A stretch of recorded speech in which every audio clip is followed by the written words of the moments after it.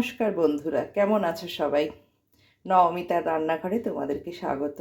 আজকে আমি তোমাদের কড়াইশুঁটির ঘুগনি বানিয়ে দেখাবো।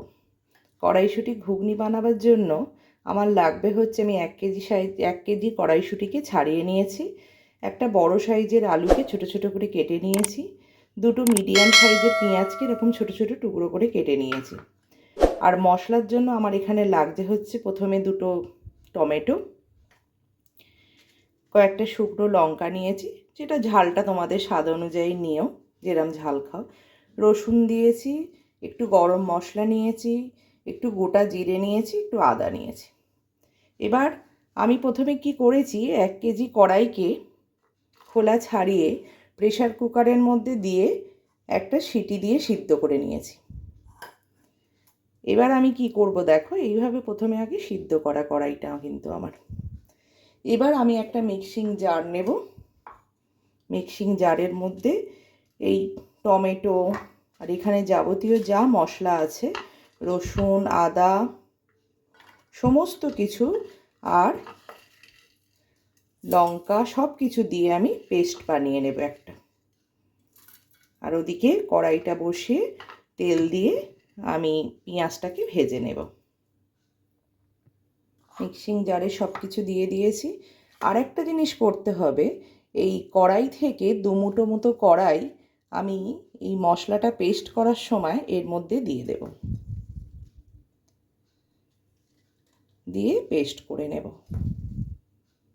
এই যে দুমুঠো কড়াই দিয়ে দিলাম, দিয়ে এবার মশলাটা বানিয়ে নিই।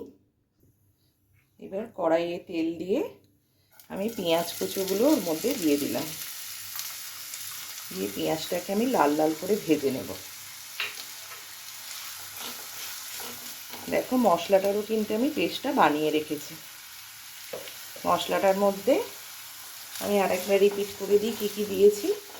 আদা দিয়েছি, রসুন দিয়েছি, গোটা জিরে দিয়েছি, গরম মশলা দিয়েছি, গরম মশলার মধ্যে ছোটো এলাচ, লবঙ্গ আর দালচিনি। আর এদিকে দুটো টমেটো দিয়েছি, আর দুমুঠো সিদ্ধ কড়াইশুঁটিটা ছিল সেটা দিয়ে দিয়েছি, দিয়ে একটা পেস্ট বানিয়ে রেখেছি। এবার পেঁয়াজটাকে লাল লাল করে আগে ভেজে নেব। পেঁয়াজটা আমার মোটামুটি ভাজা হয়ে এসছে। এবার আমি এর মধ্যে আলুর টুকরোগুলোকে দিয়ে দেব।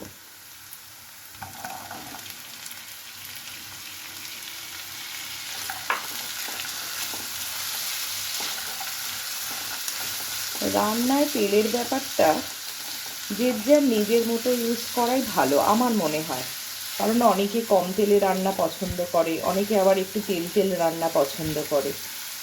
এবার রান্না কিন্তু অল্প তেল বলো বেশি তেল সব কিছুতেই করা যায়, অল্প তেল দিয়েও হয় আবার বেশি তেল দিয়েও হয়। তাই তেলটা যে যার নিজের অনুযায়ী, নিজে যেরকম পছন্দ করে সেরকম অনুযায়ী দেওয়াটাই বেটার। আমি একটু অল্প তেল পছন্দ করি বলে চেষ্টা করি একটু অল্প অল্পই তেল দিতে। এইভাবে এবার আলুটা যখন একটু ভাজা ভাজা হয়ে যাবে তখন এর মধ্যে মশলাটা দিয়ে দেব, বাটা মশলাটা। এবার এর মধ্যে দেব 1 চামচ মতো চিনি,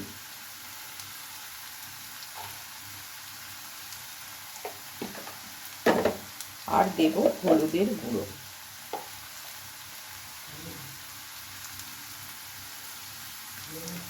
দিয়ে দিলাম হলুদের গুঁড়োটা, দিয়ে এবার এটাকে আর একটু নেড়ে ভাজা করি, তারপর মশলাটা দেব।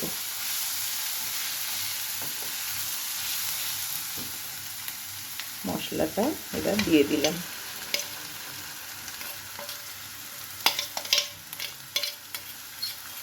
একটু কষে নিয়ে বাটিটাতে জল দিয়ে মশলাটা, বাকি মশলাটা যেটা লেগে আছে ওটাও আমি দিয়ে দেবো। এবার এটাকে ভালো করে কষবো, না আদা রসুন আছে তো, নাহলে কাঁচা গন্ধ ছাড়বে না ভালো করে কষলে।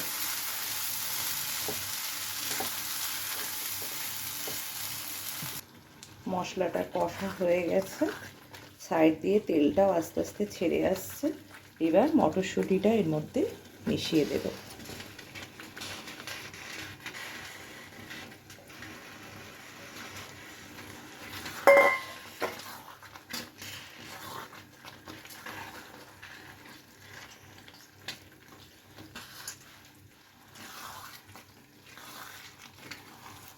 কিছুক্ষণ নাড়াচাড়া করার পর মশলা ধোয়া জলটা আমি বাটিটায় ভরে রেখেছি, এই বাটিটার 1 বাটি জল আমি এর মধ্যে দিয়ে দেব। আর এর মধ্যে এখন দেব হচ্ছে নুন।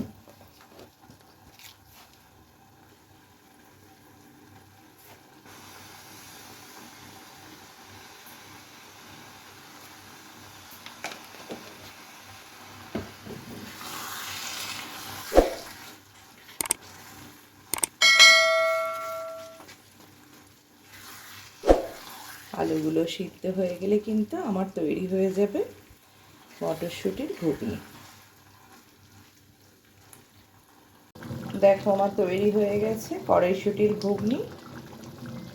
এবার গাঢ়টা কতটা করবে সেটা তোমাদের ব্যাপার। তোমাদের একটা জিনিস দেখাই, দেখো কড়াইশুঁটিটা যেহেতু আমি প্রেসারে সিদ্ধ করেছিলাম, তাই দেখো এটা কতটা নরম হয়েছে। একটা আঙুল দিয়ে জাস্ট একটু প্রেস করলেই কিন্তু দেখো একদম মোলায়েম হয়ে গেছে, একদম নরম, খুব নরম।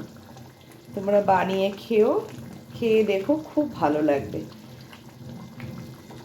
খেয়ে কিন্তু অবশ্যই আমাকে কমেন্ট করে জানাবে, তোমাদের কমেন্টের আশায় থাকবো আমি। এবার নামাবার আগে ওপর থেকে জাস্ট একটু ধনেপাতা ছড়িয়ে দিলাম।